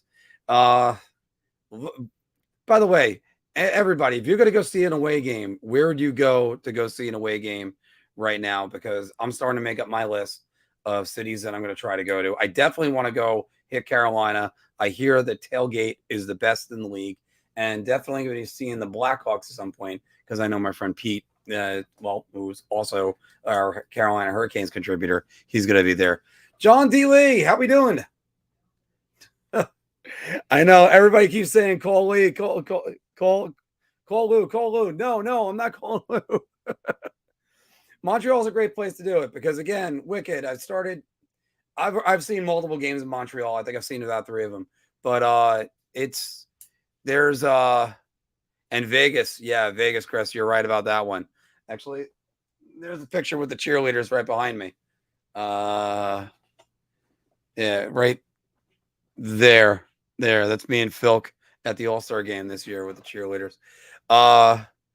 All right, I'll get him on that. Dallas is definitely going to be in the works because for the Marc on the Road series, I'm trying to go see every single arena. And the worst part is when you announce stuff like that, then you have to restart it because you started a YouTube channel where you need to do that. All right, everybody. We have reached 12:41. Sorry, it's this absolutely is going to be it for the afternoon. I can't thank all of you for. All right, Christian, I'm gonna have to look into going to Seattle because I haven't been able to do that. And by the way, Chris, Arizona, I'm definitely gonna do Arizona. St. Louis, I was looking into them because everybody says how great St. Louis is to go see a game. Well, Mike, I wonder about how Arizona is going to be because Arizona, it could be a little bit more, it could be a little bit more like a luxury environment. I mean, think about it. That's a small arena. It's 5,000 seats. So I wonder how that's going to be right there. Cora, how's it going? Yeah, you missed some of the Justin Huberdeau talk. And just by the way, I gave a Justin Huberdeau when I announced him today. Yeah, it is way too hot. Thanks, Shannon. You know where I'm going to be at 7:00. So there you go. I love this trade for both teams. I've said it before. I'll say it again. What did Chucky do in the playoffs? Oh, yeah. Yeah, he had 10 points. But that was through 2 rounds. And Hubert only had 5. So, I like the Darth Vader avatar you got there, Kevin. Really? Oh, that would be interesting. Yeah, Christian, I was there once, I want to say 2019, right after I went to Vancouver. And if anybody's ever been to Vancouver, if you have a friend of yours, say the words, don't worry, we're going to do just a quick 2-mile hike. We did what's called the Grouse Grind. It was a 2-mile hike up. So that did not go over well with me. All right, so we got St. Louis. That's what some of the people are saying right here. Yeah, Dallas is one that I definitely want to check out too. Carolina, I keep on hearing about their tailgate, so I want to get there. I got to redo UBS, but that's obvious. So there's going to be a lot more hockey in my future, and oh, that sucked. Ottawa's. You know what? I haven't been to Ottawa yet. Fraser, I haven't been to Ottawa yet, and after all, Ottawa is capital city of Canada and also the number 1 city that was associated on Ashley Madison. So if you want to cheat on your husband named Gordon, there you go. Still can't believe that's an actual website, but that's a different story. All right, guys. Yeah, I'm gonna have to sign off. I looked right at the my monitor and saw my bloodshot eyes. 71 of you guys are watching right now, and a lot of you like John D. Lee coming on in and Core. I'm gonna miss you guys right now. Core was recording a video. He said I could have saved the drafts for later. Oh boy, see, this is what happens when you're sleep deprived and you end up calling John Gibson Josh Gibson. Oh, Ottawa could be dangerous next year, but also watch out for those teams that make all those huge moves, those big sweeping moves to try to improve. I don't like their defense right now enough, and is maybe they might knock on some doors. I'll say that. So we'll see about that, guys. Everybody, and John, thank you very much. I gotta actually download a goodbye song from my cousin Phil, which is always bye bye. Who's not with us anymore. He's great musician. All right, Mario, enjoy the pool. Take it easy. All right, everybody, thanks very much for joining us. We do a usual show on Wednesdays at around 11:30. Depends on it could be 11:30, could be 12 o'clock or 1 o'clock, but hopefully we might have a guest on this week, and we're gonna be talking pucks all summer long. So whether or not you're in the pool, out of the pool, Come on. So hopefully by Wednesday, we might be able to talk about either John Klingberg or Nazem Kadri signing. But everybody, thanks very much for joining us today on this afternoon. Like I said, we have a lot more we have to announce. Thank you very much. I got to get a nap in before work. So I will talk to you soon.